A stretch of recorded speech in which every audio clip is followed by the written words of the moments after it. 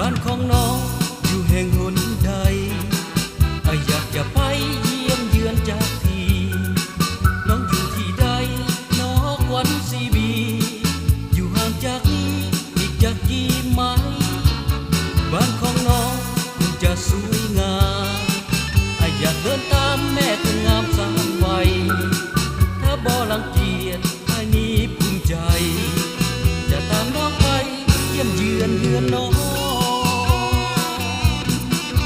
หรือพ่อแม่น้องท่านดูหาย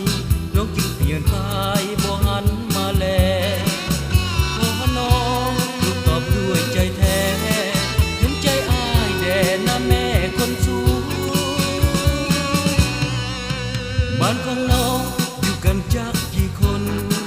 ตอบเปิดหน้ามนต์อ้ายคอยสนใจถ้าน้องวางเปล่าอ้ายขอจับจองไว้จะขอรับใช้อยู่ในบ้านน้อง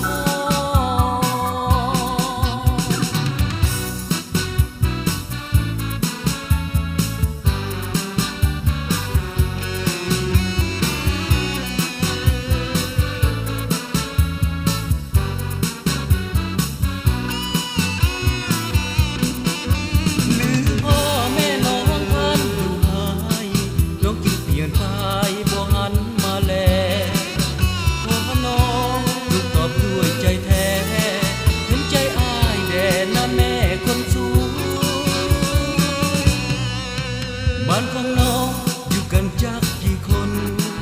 ตอบเปิดหน้ามนต์อ้ายคอยสนใจถ้าน้องวางเปล่าอ้ายขอจับจองไว้จะขอรับใช้อยู่ในบ้าน